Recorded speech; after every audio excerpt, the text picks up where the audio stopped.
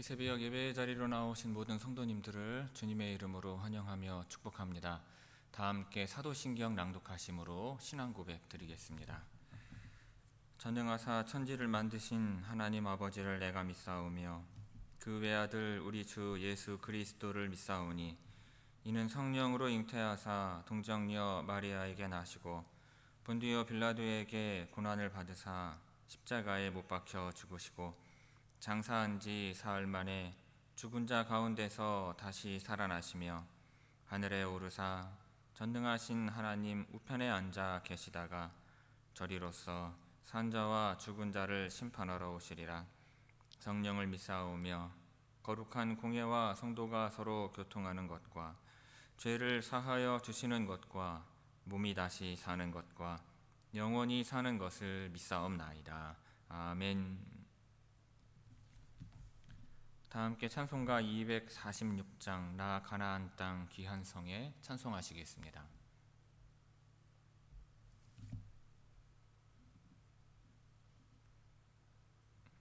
찬송가 246장입니다.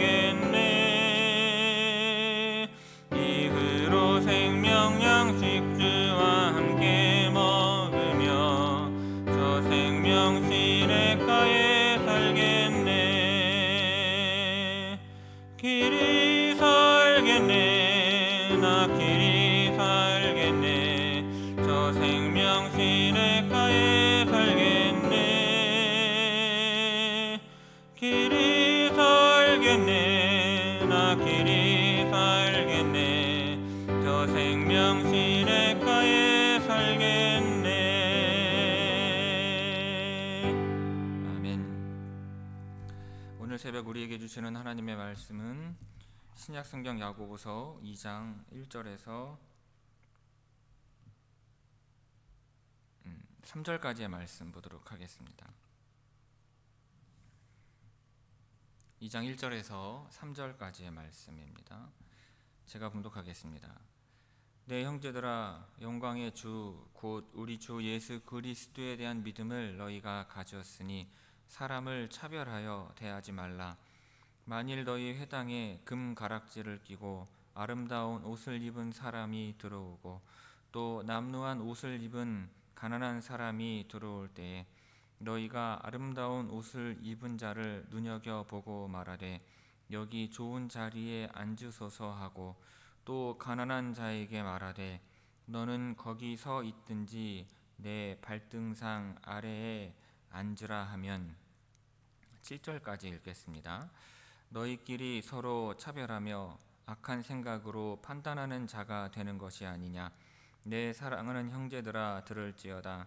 하나님이 세상에서 가난한 자를 택하사 믿음에 부요하게 하시고 또 자기를 사랑하는 자들에게 약속하신 나라를 상속으로 받게 하지 아니하셨느냐. 너희는 도리어 가난한 자를 업신 여겼도다. 부자는 너희를 억압하며 법정으로 끌고 가지 아니하느냐. 그들은 너희에게 대하여 일컫는 바 그 아름다운 이름을 비방하지 아니하느냐. 아멘. 이 새벽 말씀을 통해 주시는 은혜가 충만하게 임하기를 바랍니다. 자, 오늘 본문 말씀은 참된 경건 생활의 첫 번째 특징으로서 궁유를 행하는 것에 관하여 말씀하는 내용입니다. 참된 경건과 사람을 차별하는 태도는 결코 함께 갈 수 없죠. 만일 사람을 외모로 판단하고 차별한다면 그것은 믿음으로 사는 것이 아니라 할 수 있습니다. 그런데 만일 교회 안에서 이러한 일들이 일어난다면 그 교회는 세상 가운데에서 하나님의 나라를 결코 보여줄 수 없는 교회인 것입니다. 그런데도 교회 안에서 그와 같은 일들이 일어나죠.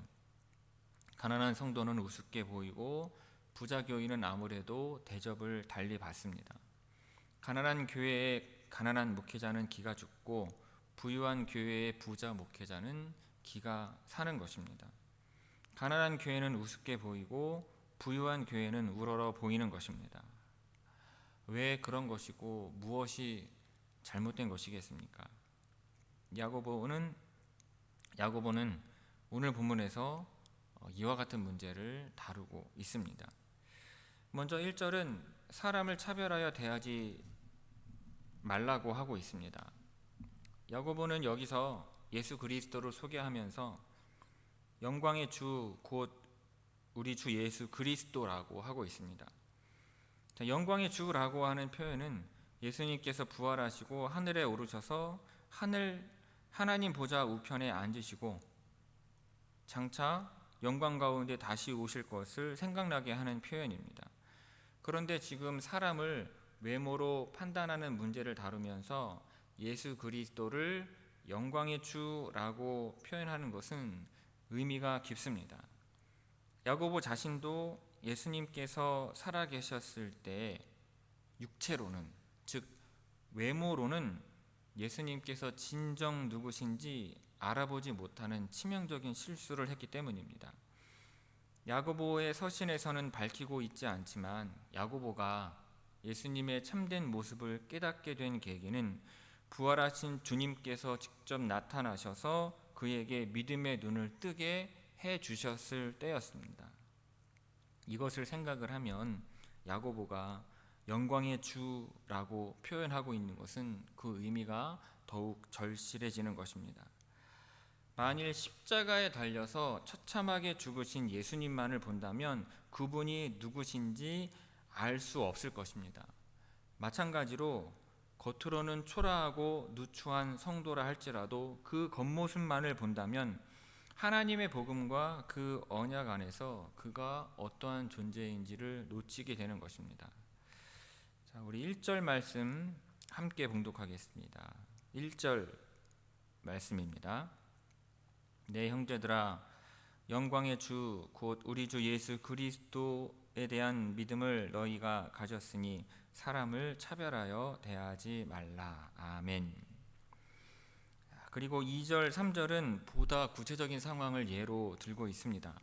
자, 모임의 장소로 회당을 언급하고 있는데 신약 성경에서 회당은 예외 없이 유대인의 회당을 지칭하는 말로 사용이 됐습니다. 하지만 신약 성경 밖이나 70인경이라는 성경에 보면 어떠한 모임이나 정기적인 회합을 지칭할 때 이 회당이라는 말이 일반적으로 사용되기도 하였습니다.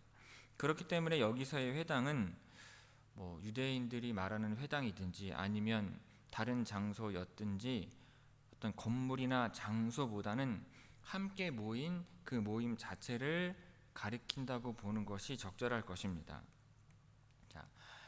예수 그리스도를 믿는 자들의 모임 가운데 서로 상반된 모습을 한 두 사람이 들어오는 상황을 묘사를 합니다.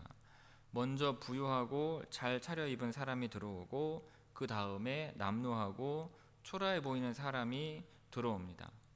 이렇게 먼저 부자를 언급하고 나중에 가난한 성도가 들어오는 것을 언급하는 데에는 당시 사회적인 상황을 생각하면 의미가 있습니다. 교회 안에서 함께 성도가 되었어도 부자들은 대체로 여유가 많았고 가난한 자들은 집안의 종이나 소장농의 경우 주인들보다는 훨씬 할 일들이 많았을 것입니다. 고린도 교회에서 성만찬을 할 때 먼저 온 자들이 나중에 오는 자들을 배려하지 않아서 일어났던 문제가 그 예를 잘 보여준다 하겠습니다. 자, 여기에서 부자를 묘사하는 아름다운 옷은 직역하면 빛나는 옷이라는 의미입니다. 그런데 생각해보면 예수님은 그렇게 영광스럽게 빛나는 옷을 입으신 적이 없습니다. 예수님이 영광의 주님이시라는 것은 그의 단순하고 초라했던 외모로는 도저히 알 수가 없는 것입니다. 오직 찢기고 피 묻은 겉옷마저 다 벗겨진 후, 그리고 부활하신 후에야 주님이 영광스러운 분임이 드러난 것입니다.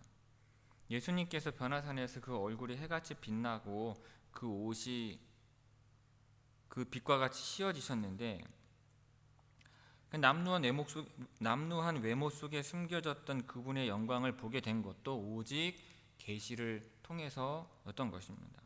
그러니까 외모로만 보았다면 누구도 예수님의 본 모습을 알 수가 없었던 것입니다.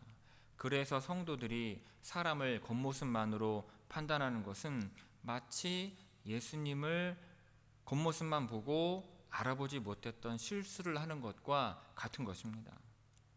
야고보에게 이와 같은 실수는 개인적으로도 뼈아픈 부분이었을 것입니다. 그런데 흩어진 성도들이 그렇게 하고 있는 것입니다. 야고보의 눈에는 이것이 얼마나 자명한 실수로 보였겠습니까? 성도라 하는 자들이 믿음의 형제들이나 다른 이들을 대함에 있어서 외모로 판단하고 외모로 그들을 차별한 것입니다. 중요한 점은 이것이 단지 사람을 차별하지 않아야 한다는 인권의 차원이 아니라는 것입니다.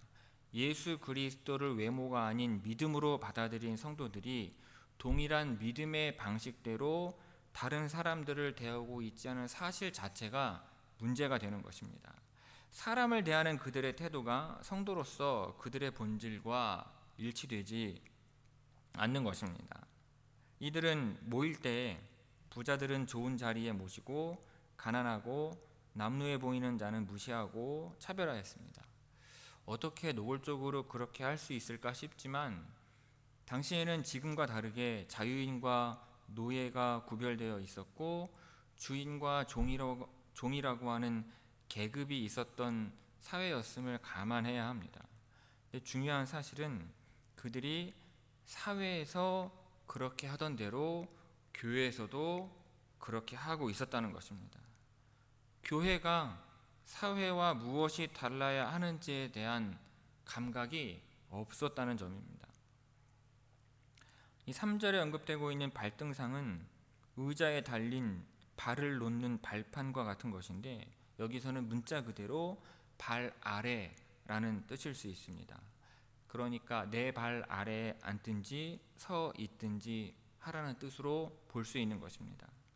자, 여기서 누구는 앉아 있고 누구는 서 있는 상황이 예배처럼 보이지 않는다고 할 수 있습니다. 그런데 당시 유대인들이 통상 모였던 모습을 생각을 해보면 누구는 앉고 누구는 서 있는 모습이 그리 낯설지는 않은 것입니다. 역시 문제는 사람을 외모로 보고 특히 부자인지 가난한지에 따른 선입견을 따라 그들을 대하는 차별이 문제인 것입니다. 그런데 그보다 더 문제는 그러한 차별을 영광의 주이신 예수 그리스도를 믿음으로 받아들인 성도들이 하고 있다는 사실에 있는 것입니다. 그러니까 믿음 외에 무엇인가 다른 기준이 교회 안으로 들어왔고, 그 다른 기준이 그 교회를 장악하게 된 것이고, 그 다른 기준을 가지고 교회를 다스리게 된 것입니다. 그래서 그들은 그런 기준으로 자기들 안에서 스스로 판단하고 나뉘는 자들이 된 것입니다. 누가 그러한 기준을 교회에 끌어들였을까요?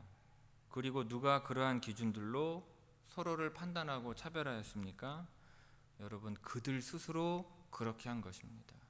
그들 스스로 악한 생각으로 판단하는 재판관이 된 것입니다. 즉, 그들은 하나님께서 그들을 믿는 자들로 삼아주신 그 기준이 아닌 다른 기준을 끌어들인 잘못과 더불어서 그러한 기준을 가지고 스스로 판단하는 자리에 앉는 죄가 더해진 것입니다. 나중에 4장에 가면 야고보가 더 명료하게 설명하고 있지만, 그러한 자들은 세상의 유혹을 받아 그 탐심으로 인하여 두 마음이 된 것이고요.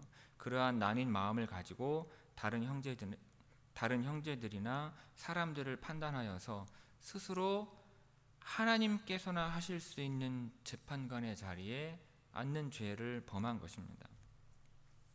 당시 로마 사회와 문화 속에는 이 독버섯처럼 퍼져 있던 온갖 옳지 않은 차별들, 즉 자유인과 노예들, 부자와 가난한 자, 남성과 여성, 어른과 아이들 사이에 존재했던 하나님 보시기에 합당하지 않았던 나쁜 차별들이 있었습니다. 그러한 차별들이 주님 안에서 새롭게 창조된 교회 공동체 안에서도 여전히 분별 없이 행해졌다는 것이 야고보에게는 뼈아픈 실패로 보였던 것입니다. 세상 속에 흩어진 교회가 세상 가운데에서 하나님 나라의 새로운 통치와 그 새로운 능력을 드러내 보이지 못하고 실패하고 있는 것입니다. 만일 교회가 하나님과 하나님의 새로운 통치를 보여주지 못하고 만지고 느끼게 해주지 못한다면 누가 사람들에게 하나님을 보여줄 수 있겠습니까? 여러분, 교회가 이 세상 속에 존재하는 이유는 이 세상 사람들에게 하나님과 하나님 나라의 새로운 통치를 보여주기 위함임을 꼭 기억하시는 여러분들 다 되시기를 바랍니다. 우리 2절과 3절 말씀 함께 읽고 오늘 말씀을 마치도록 하겠습니다. 2절 3절 우리 함께 읽도록 하겠습니다. 만일 너희 회당에 금 가락지를 끼고 아름다운 옷을 입은 사람들이 들어오고 또 남루한 옷을 입은 가난한 사람이 들어올 때 너희가 아름다운 옷을 입은 자를 눈여겨보고 말하되 여기 좋은 자리에 앉으소서 하고 또 가난한 자에게 말하되 너는 거기 서 있든지 내 발등상 아래에 앉으라 하면. 아멘. 기도하겠습니다. 사랑이 많으시고 은혜가 풍성하신 아버지 하나님께서는 우리의 외모와 상관없이 믿음으로 영접하여 주셨음을 깨닫게 하옵시고, 우리 또한 그 믿음을 가지고 받아들여졌던 것처럼 믿음을 가지고 예수 그리스도 안에 받아들여진 모든 성도들을 외모를 보고 차별하지 아니하는 주의 성도들 되게 하여 주옵소서. 우리가 받아들여졌던 것처럼 다른 이들도 차별하지 않고 영접하여 받아들일 수 있도록 하게 하옵시고, 그렇게 우리의 교회 공동체 안에서는 하나님의 새로운 통치와 다스림이 임함으로 이 세상 가운데에서 세상과 다른 하나님께서 다스리시는 교회의 모습을 세상 가운데 드러내 보일 수 있는 우리의 교회가 되게 하여 주옵소서. 오늘도 주 앞에 나와 여러 어려움들을 가지고 기도하는 주의 성도들 하나님 함께 하심으로 은혜 가운데 붙들어 주시옵시고 인도하시는 주의 은총 허락하여 주옵시고, 특별히 항암치료 가운데 있는 이현중 권사님 기억하셔서 하나님 치료의 모든 과정 가운데 함께 하심으로 힘을 주시옵시고 하나님 손길을 허락하여 주셔서 담대함과 믿음 또한 위로하심을 더하여 허락하여 주옵소서. 감사드리오며 예수님의 이름으로 기도 올리옵나이다. 아멘. 하늘에 계신 우리 아버지여, 이름이 거룩히 여김을 받으시오며 나라가 임하시오며 뜻이 하늘에서 이루어진 것 같이 땅에서도 이루어지이다. 오늘 우리에게 일용할 양식을 주시옵고 우리가 우리에게 죄 지은 자를 사하여 준 것 같이 우리 죄를 사하여 주시옵고 우리를 시험에 들게 하지 마시옵고 다만 악에서 구하시옵소서. 나라와 권세와 영광이 아버지께 영원히 있사옵나이다. 아멘.